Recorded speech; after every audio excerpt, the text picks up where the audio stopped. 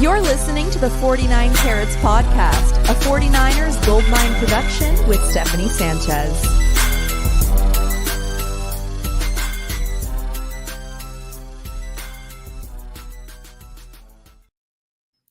What's going on, everyone? Welcome to another edition of the 49 Carats Podcast. I'm your host, Steph. It is Friday, December 27th, and we're back. I hope everyone had a wonderful Christmas. Happy holiday. It was great to have some time off, recharge, not have to remind myself about how bad the 49ers are doing right now. But, it is also good to be back with you guys here, the viewers, the listeners, and of course, Desi on a Friday. Desi, how are you doing? You have a good Christmas? It's Friday, and yes, the Christmas was great. It was good spending time with some family. We needed it. Crossing this finish line at the end of the year, it's been rough, both from just a family standpoint to this team. God bless them. And I tell you, all I asked for, there was one thing I asked for Christmas. It was a Fred Warner jersey in white. And that didn't Oh, no. My mom she did try to come through, but it was a men's small and it comes down to my knees. So we're trying to figure out how to rectify that. So, Fred, if you're watching and want to send me, a women's small jersey in white, I'd be very appreciative. There you go. We got to make it right for you, Desi, and get you that Fred Warner jersey. But 2 games to go for this 49ers team, and they are battered and bruised going into these final 2 games. And they have one more primetime game, unfortunately, and that game is against the Lions, Monday Night Football. So we're doing our preview on Friday a little early. Like, we don't have the official game designations for this game quite yet, but we do have practice statuses. So we'll give you that for Friday today. A number of guys missing in action, especially on the offensive line. I will mention Trent Williams, Jalen Moore. They've officially been placed on IR with their respective injuries. They will, of course, miss the final 2 games of the season. Aaron Banks is next to be placed on IR. So as of right now, he's still designated as a did not practice for today. And he will likely miss the last 2 games of the season as well. Then you got Spencer Burford, who's, kind of been forced to fill in as well, dealing with a calf injury now, did not practice. And then right tackle Colton McKivitz, also injured with now a knee injury. He did not practice. Kyle Juszczyk dealing with an illness, so he did not practice today. Robert Beal Jr. dealing with an ankle injury, didn't practice. We got a couple of limited players that seem to be on the more positive side of playing. Isaac Guerendo, Leonard Floyd, and Jair Brown dealing with their respective injuries. But Desi, I think like the biggest concern here, right, is the offensive line. And I think more so how that impacts Brock Purdy in this game, because as I see it, this offensive line is going to be it's going to look like a preseason offensive line. And that's a little concerning, especially given that you're going to be playing the Lions, a motivated Lions, I think. And you're going to have Brock Purdy as the quarterback. It's not going to be a preseason QB2 quarterback situation. It's going to be Brock Purdy. So I'm a little worried about that. I'm sure you share the same sentiment. Yeah, I mean, we've seen what happens when you have a decent offensive line out there, right? We saw this in the NFC Championship not too long ago when Brock injured his elbow, right? So 2 seasons ago, he went down. That was a decent offensive line. I can't imagine what may be in store for this next game coming up. The only silver lining is I believe that the Lions have been struggling defensively with their health, and injuries and things like that on the defensive side of the ball. So that is the only potential lifeline we can hold on to heading into this game. And I don't know. I know that the offensive line coach has a big job cut out for him this week for sure. Yeah, definitely. But given that, like the status of the 49ers offensive line, I do expect that, the Lions are going to try to bring it to this offensive line, to Brock Purdy. A lot of blitzes, a lot of pressure that he's going to be under. So obviously we're hoping for the best for Brock. Maybe you just wrap him in bubble wrap. I don't know, but hopefully he makes out of these next 2 games alive. Now, the biggest question I had, and I have to imagine a lot of people have similar questions or the same question, is regarding Dre Greenlaw, right? So he returned to action a couple weeks ago, 10 months after the Achilles tear, and he looked great in that first half of football. Of course, he kind of they elected to pull him, or he kind of shut himself out for the rest of that. The other, I think, wasn't feeling right, and now dealing with some calf soreness. So does that give you any pause long term about Dre Greenlaw? And of course, I don't know if I mentioned this, but he is shut down for the final 2 games. Kyle Shanahan did confirm that.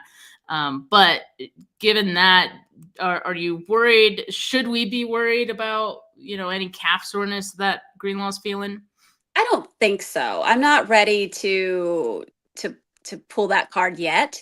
I think it was exceptional that he even came back 10 months after. I think that was incredible in and of itself. I think it was incredible how amazing he played that first half. Like, oh my goodness, it was electric. He was fantastic. He was everywhere. I mean, the man was a monster. He's a complete beast coming back, right? So we all got really, really excited. And then I think we all the wind just came right on out of our sails in the second half when he was sidelined, and it was just not the same defense with him out there, right? So I think knowing how early he came back, I think that was just maybe a little too soon. I think that limited snaps were probably planned, if possible, depending on how things were going. I was concerned knowing that he was limping, right? So there's a couple things to kind of keep your eye on. One is I feel like the calf that was problematic from the game was his other calf. So not the one that was surgically repaired, not that Achilles, it was the other one.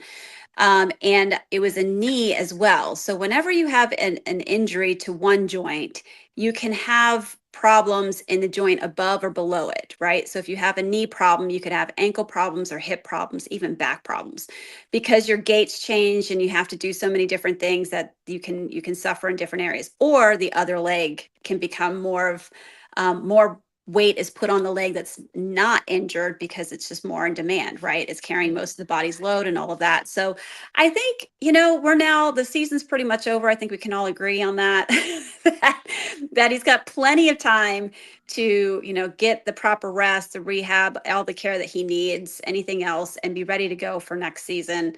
But definitely keep your eye on those things for sure as we continue tracking his progress.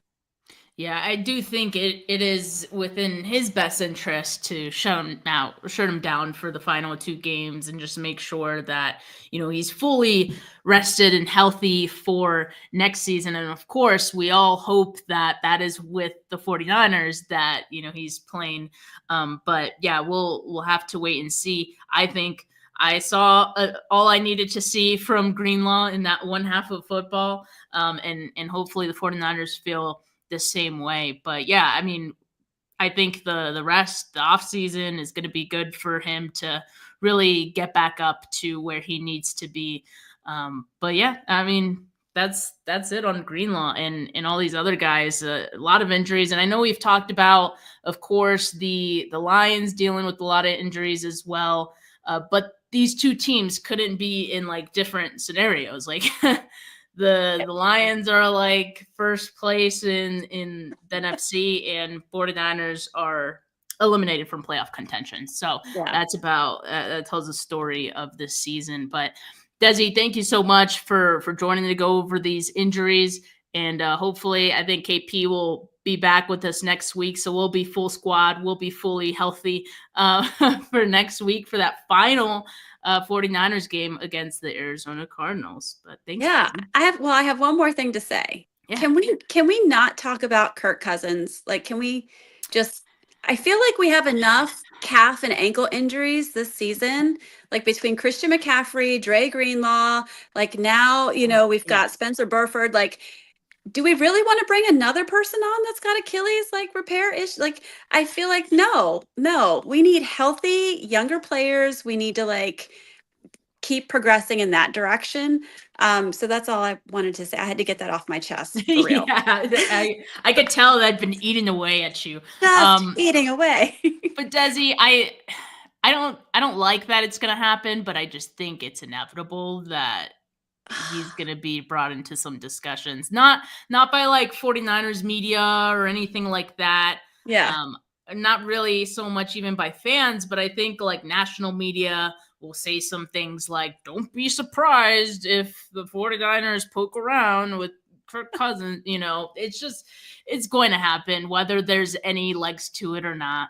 You know, no pun intended there. But yeah, I think the 49ers will extend Brock Purdy sooner than later, and all of this will be behind us. But yeah, the only worse rumor than that is the Aaron Rodgers one. So yeah, that one, I don't want that guy even like within 10 feet of the 49ers. So agree. So, well, listen, I don't think I'm going to see you before New Year's. So happy New Year's, everybody. Happy New Year's, Steph. Wishing you guys an amazing 2025 along with our team. We're going to come back strong next season for sure. All right. Again, thanks for joining, Desi. I'll see you next Friday for that preview. Peace. All right. Now, for all of you guys that are probably maybe wondering, why are some of these guys still playing? Why are they still putting their bodies through this when the 49ers have already been eliminated from playoff contention? Why is Brock playing? Why is Fred Warner playing? Why is Nick Bosa playing? Well, Fred Warner kind of addressed that a little bit, speaking to the media this week. He said he does plan to play the final 2 games, saying, quote, I think there's an integrity to the game. There's an integrity to your team that if you are able and willing, that you need to be out there with that 49er red on. You go out there on the field regardless of the situation, end quote. Look, I think we would all want Fred to, you know, be careful with himself, you know, not risk any injury, especially in these final 2 meaningless games. But at the same time, I think we all want a player that has this mindset, that would put his body all on the line for his team. And that's what Fred embodies, you know? So I can't be mad at him for having this mindset when I think it's what I would want any player to have, right? And the fact that Fred has been playing most of this season, you know, with a fractured foot tells us everything about, you know, what he's dealing with and what he's willing to do for his team. So, hey, more power to you, Fred. And, you know, I hope that in these next 2 games, we don't see any further injury. There's been plenty already, but especially to those key guys on this team, can't afford any long-term injuries. So hopefully for Fred, for Bosa, who also, like, you know, gave similar sentiments talking to the media this week as well. Brock, like, hopefully all those guys could stay healthy in these final 2 games. And yeah, as fans here, El Viejo, my brother-in-law says, and the fans paid too. Tickets are not cheap. I appreciate that. Kobe had the same mentality. Yeah, I mean, they are part of the product that fans pay for to see, right? So, yeah, I think it's obviously good for the game and good for, I think, locker room morale and culture that these guys want to continue playing, even though they've been eliminated from playoff contention. Now, I mentioned that the Lions are dealing with a ton of injuries, right? Except that this week's practice status, at least for this game, isn't looking too crazy. Like, it's David Montgomery, their running back, who's unlikely to play because he was unlikely to probably play the rest of the season. He's gotten like 3 different, 3 different opinions from doctors on whether or not he'll go on IR. Anyway, I don't think he's playing this game, that we know. And Terrion Arnold just dealing with an illness. So a lot of the injuries that the Lions are dealing with aren't showing up here because most of them are on IR. Aiden Hutchinson, for example, Marcus Davenport, Mekhi Wingo, Alex Anzalone, their linebacker who got hurt a couple weeks back, Carlton Davis, Ennis Rakestraw, Their safety, Melifonwu, Khalif Raymond, like it's all across the board. I think there's, let's see, like 20 some guys on IR for them. So that's why their practice status looks short, because most of their injuries are of the long-term variety. But still, I think this is going to be a challenge for the 49ers. And usually I do these previews with unfavorable and favorable matchups for the 49ers. I got to be honest with you. I'm not feeling very confident that the 49ers win this game. And quite frankly, I don't think there's a lot of favorable matchups here for the 49ers.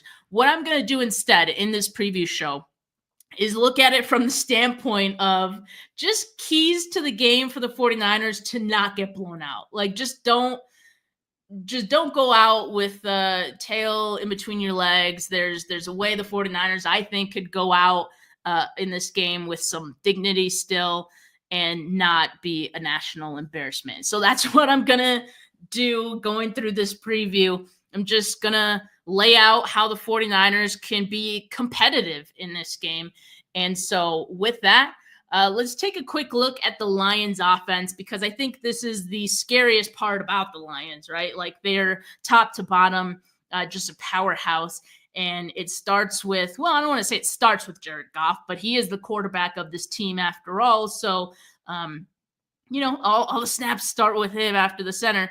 And he's been, pretty strong for this Lions team since last season. I think with each season in this offense, he gets more comfortable and a little more effective in it.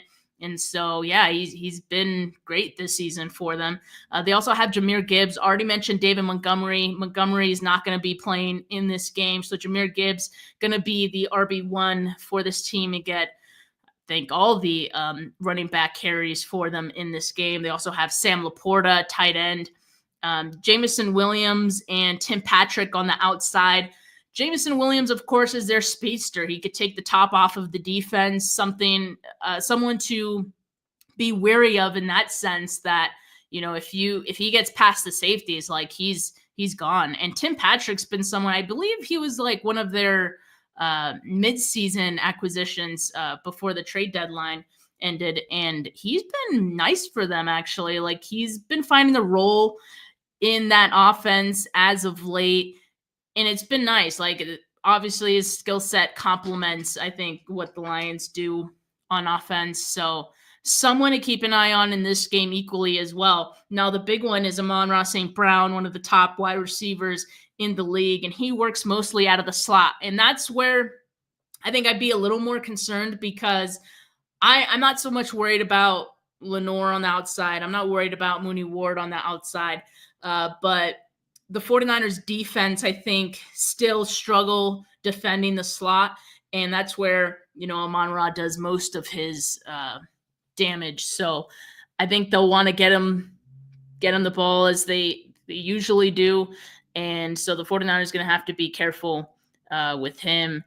And it's not just him. So that's the thing. That's the thing with this Lions offense. It is truly a pick your poison type of offense, much like the 49ers were last season as well. Very hard to defend because everyone is just as equally capable of making a big play. So the 49ers are going to have their hands full for sure with this one. Now, I want to go to the not so favorable here. So if the 49ers want to make this a competitive game, you have to make sure you keep Jahmyr Gibbs under wraps a little bit, like limit him as much as you can. That's easier said than done, of course, but I think there's a way the 49ers do it. Now, of course, if Gibbs gets going, like, this isn't going to be a game, like it's going to be bad from the start.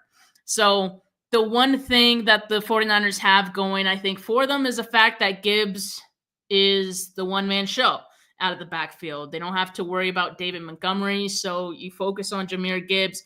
Problem with that is Gibbs without David Montgomery has been very effective on his own. Week 15 against Buffalo, he only had 13 touches, 114 total yards, though, with just 13 touches, and he also had a touchdown.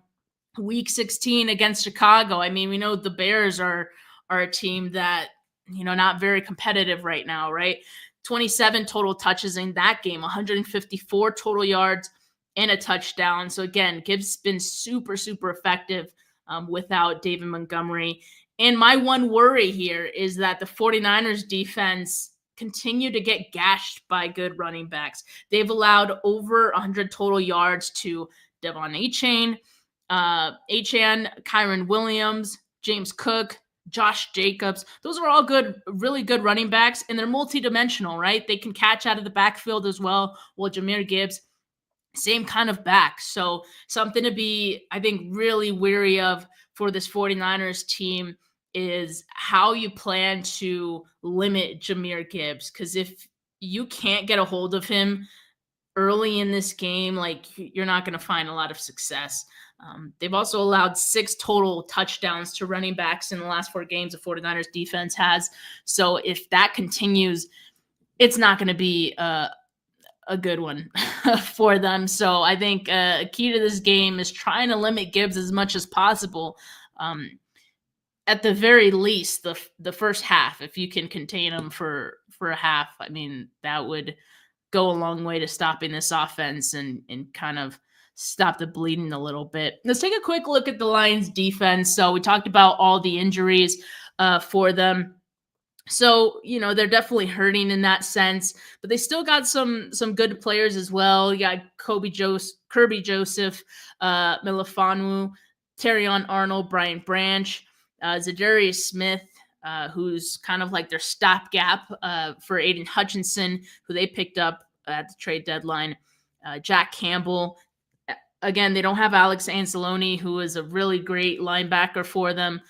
So they're shorthanded there. They're making the most of what they can, but make no mistake, they still have a really strong defensive coordinator who to this point has still done a good job of having the next man up and ready to, play the same standard of football that this Lions defense has grown to have. So I still think this is, kind of going to be a good battle for the 49ers and a challenge, I'd say, for the 49ers and this offense to see how they can get some yardage past this Lions defense. Now, as far as another not so favorable in this game for the 49ers is I don't expect the 49ers to have much of a run game in this one, and a couple of reasons why. For one, I think the Lions defense, they're not the best at run defense. They rank 17th in yards per carry allowed with 4.4. They've improved in recent weeks. So since week 10, they've allowed fewer than 4 yards per carry to Joe Mixon, Jonathan Taylor, Josh Jacobs, and DeAndre Swift twice. So that's not nothing. Those are some really good, respectable backs in the league that they've limited efficiency on. So that's one. And I think what goes in the Lions defense, their favor, is the negative game script, because the Lions offense is so potent and they get points and they're up on opposing teams early in games. Opponents don't have a chance to really get a run game going. So I expect something similar to the 49ers. You also got to keep in mind Isaac Guerendo coming off foot and hamstring injuries. Not sure how effective he's going to be. Certainly against the Bears, he definitely didn't seem 100% for that game. So yeah, I expect a negative game script for the 49ers, and I don't expect them to run much at all in this game. They're just not going to have that opportunity, I don't think. And another not so favorable for me is, Brock Purdy playing against this Lions defense that plays a lot of man, the most man coverage of any team in the league, 41.2% of the time they're in man. So when you look at Brock Purdy's splits against zone versus man, the disparity is pretty clear, right? So throw rate against zone, 56.6%, against man, 43.4%. Accuracy rating goes down almost a full point in man versus zone. Now, completion percentage goes down about 20%, 68.9 in versus zone and 45.7% against man coverage. So again, big disparity there.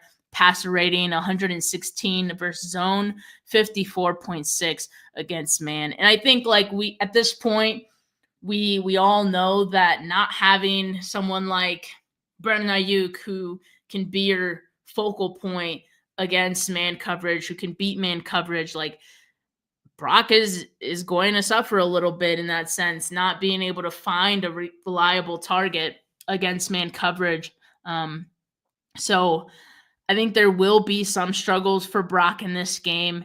And, speaking about the offensive line earlier, we talked about all those injuries. Like, that's not going to be in his favor either, right? So it's going to be a little hodgepodge of an offensive line going into this Lions game Monday night. Of course, they have an extra day to get ready. That's great for them.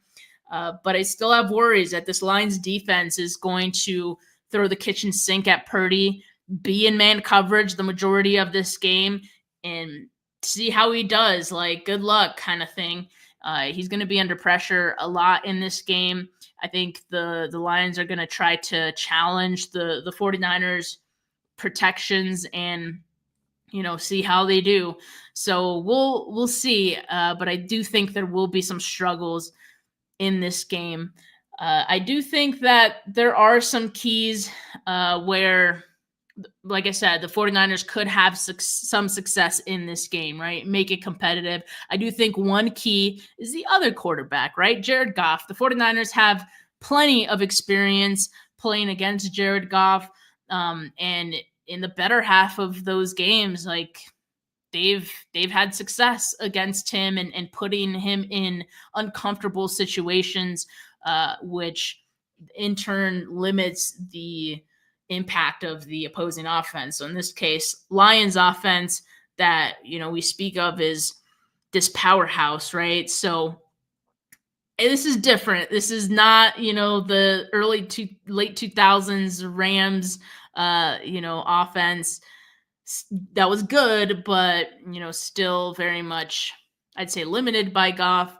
This Lions offense, I think, even with Goff being limited, could be just as dangerous because you still have Jahmyr Gibbs as well that could get the ball moving. So I think this is just a small part of it, but it could go a long way. You got to get to Jared Goff, make him uncomfortable. The last 3 weeks, he's been kind of on a tear. 11 touchdowns, 1 interception, several multi-touchdown performances there. Last season in the NFC Championship game against San Francisco, Goff was 25 of 41. That's a 60.9 completion percentage, 275 yards passing, and just 1 passing touchdown. So that's like a pretty modest day for Jared Goff, especially when you keep in mind, like I said, this is a very potent Lions offense. So that was San Francisco limiting Jared Goff. I think they can do it again, not to that extent, because like I said, the 49ers dealing with a lot of injuries as well. But, I think that you can at least make them uncomfortable. Like, that's the very least they can do in this game. I think Nick Bosa being there goes a long way to doing that. I do think Jared Goff is still going to end in the Lions. The game plan on offense is going to be to get the ball out quickly. And I think they'll have some success doing that. But, as much as you can get them off kilter, I think the 49ers have to really be mindful of that. And for the 49ers on offense, right, I talked about Brock and how I do expect that playing in man coverage, there's going to be some struggles playing against this defense, I think, for Brock. But I think some ways to alleviate that a little bit and find some success is to target guys who have rewarded you for their targets, right? And one of those guys has been Jauan Jennings. And since week 10, he's ran 31% of his routes from the slot. The Lions defense has allowed the most receptions and yards per game to slot receivers. So this is one way for the 49ers to get the ball rolling a little bit, so to speak, get Jennings involved. And I think there are going to be some opportunities for him to find some success in this offense and against this defense with targeting Jauan Jennings. I think another guy will be George Kittle. We'll talk about him in a bit. The other piece to Jennings is against man coverage. He's been the second reliable target. The first would be, of course, Brandon Ayuk. Jauan Jennings, not so bad either. Jennings leads the 49ers receivers in yards per route run with 2.21. And the Lions defense, like I said, runs the league's highest rate of man coverage, 41.2%. Now, the other guy that I'm about to speak about, George Kittle, also in his own right, just as good, beating one-on-one matchups, especially against linebackers. Now, we talk about the fact that the Lions are now without Alex Anzalone. They're better linebackers. So without him, they're allowing 11.2 yards per catch and 7.2 yards per target to tight ends. Those would rank 25th and 19th respectively. So again, I think there's going to be an opportunity for George Kittle to win some matchups in this game against these Lions linebackers. And when I talk about Brock Purdy, he's going to be under duress going up against this Lions defense. They're going to throw the kitchen sink at him. One way to kind of, combat that and counter that a little bit is target George Kittle. Kittle leads the 49ers with a target on 28.4% of his routes against the blitz, and the Lions defense blitzes on 32% of their dropbacks, which ranks 4th in the league. I would not be surprised to see that number be higher against this 49ers team, just knowing what Brock is dealing with, knowing what this 49ers offensive line is dealing with. Like I said, they're going to try to blitz the hell out of them, make them uncomfortable all night. So I think getting the ball out quickly for Brock should be one of the biggest game plans for them, one of the biggest keys. And that should involve getting George Kittle the football early and often in this game. So hopefully that is something that we see in this one. But yeah, like I said, I don't expect that the 49ers win this game, but I do expect that they will put a fight up. I think in the first half, we see that. I think as the game goes on, it kind of falls apart. I think in the second half, the Lions will kind of blow the doors wide open to this whole game and, have their way with them. And I think they're still upset about the way the NFC Championship ended. I think they want to feel good about themselves. And I've seen a lot of 49er fans, say things like, well, how are they going to feel good about themselves beating this 49ers team when the 49ers dealing with all these injuries and they're all beat up and they're playing a bunch of backups?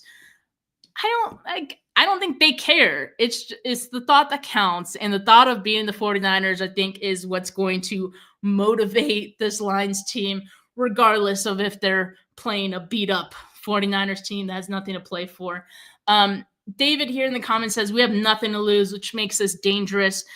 So true. I do think that is something that could benefit the 49ers to find a little extra oomph. Like there's no reason, for example, that the 49ers shouldn't be aggressive, shouldn't go for it on 4th downs. Like I really hope that we see Kyle be aggressive in this one, especially after Jake Moody, missing kicks previous week. So hopefully we see a more aggressive version. And we've been wanting to see more Ricky Pearsall. We've been wanting to see more Jacob Cowing. Why not mix those guys in? Some guys that, the Lions defense haven't seen that much of to this point, especially Cowing, right? Like, why not? The only thing with that is, in order to get those guys involved, in order for Purdy to have time to get passes off and find Jacob Cowing downfield, this offensive line is going to have to protect him. And I'm not sure how confident I am of the 49ers doing that. So I would expect a lot of maybe dink and dunk, short passes, check downs. I do think we'll probably see more screens. We have been seeing Kyle dial up the screens more as of late. especially with Kittle. I do think we'll see more of that. And as far as Deebo Samuel, having a good game last week, I don't know if he repeats that this week against the Lions. Just given the fact that, again, they're going to be in man quite a bit in this game. We know that's not Deebo's strong suit. So I just don't think this game in particular really bodes well for Deebo's skill set to get going. But who knows? Maybe last week reinvigorated him and we see that version again, but I wouldn't count on it. So that's why I really have Jauan Jennings and I have George Kittle as the keys to this offense. And again, like I'd also say, you got to get the ball out quickly. I'm not expecting much from Isaac Guerendo on the ground in this game. 49ers, I think, will abandon the run pretty quickly. But I think, Guerendo, there's an opportunity for him to get going in the passing game. Those checkdowns, I think, are going to be available for him. I think Guerendo is better as a pass catcher than, Patrick Taylor, for example. So we'll see. The 49ers don't have anything to lose. So I hope that does give us a more aggressive version of this offense and maybe even the defense. But I just think they're going to be outmatched, but hopefully they're not outclassed as well. Like, I just really hope that the 49ers are at least competitive. But we'll see. I made a joke a few weeks back that I expect, we're only a few weeks away from the Lions hanging like 60 on this team. And I wasn't joking. I do think that the Lions will try to put 60 up on the Niners. I think they're going to get disrespectful. I wouldn't be surprised if we see an offensive lineman, maybe even a defensive lineman come in to try to catch a touchdown or something ridiculous. Just like things we've never seen before. They're going to bring it out for this game. But I will say this. I think the 49ers defense, as of late, these last few weeks, they haven't been that bad. And I think with Hufanga coming back, we're not going to have Greenlaw in this game, right? He's shut down. But you have Hufanga back, so I think that's good. D. Winters playing much better than Devondre Campbell. So you have that going for you. Nick Bosa's back. So I have a little more respect for the 49ers defense, and I don't know if the Lions do hang 60. Again, I think they'll try. So here's my score prediction. It's not going to be good, right? So here, I'm thinking about it on the fly. I say Lions 46, Niners 22. And I think a lot. So I know I hate having to give this type of prediction. This is crazy. Lions 46, Niners 22. That's my final score prediction. Again, I think the Lions will try to come out rolling and try to put up 60. The 49ers defense, I respect them enough to say it'll only go to 46. I wouldn't even be surprised if the Lions start pulling some guys after a certain point in this game once the lead is comfortable. I know Dan Campbell said, we're going to play this game. We're planning to play this game and all that. But I wouldn't be surprised if after a certain point they start pulling guys. So, yeah, I that's my prediction. And I actually think this is generous. This is generous to the 49ers to make it that close. 46-22. I don't think they so Tommy's asking, have they clinched first? No, I don't think they have. So they have to continue playing and they have to continue to be aggressive and trying to win these games, right? So but once they get to a certain point where the game is put away, I think they will be able to sit some guys, not all of them, but I think some of them. So yeah, 46-22. And we'll see what happens. I just don't want the 49ers get blown out, but I guess that score kind of indicates that they will get blown out. So I just hope we see some glimmers of hope in this game and something to look forward to in the future in this game. And again, I hope we see some aggression from Kyle Shanahan. So it's going to be a fun one. I really wish this one was flexed out of Monday night, but they're keeping it on. So we're going to have to watch this one Monday. And yeah, it'll be a fun one. I'm still discussing with Weston whether or not we'll be doing a post game for that one. We usually do our shows on Monday. We might have to move it to Tuesday. But in any case, might be on with Adam. So make sure you guys tune into that. Make sure that you guys like this video. Make sure you subscribe to the channel if you haven't yet. Appreciate all of you. And yeah, too late to flex the game out now. So we're stuck having to watch this one on our Monday night. Yeah, it's going to be bad. It'll be great for Lions fans, but it'll be bad for the rest of us. But all right, folks, have a good rest of your Friday. Have a great weekend. Be safe. For now, peace.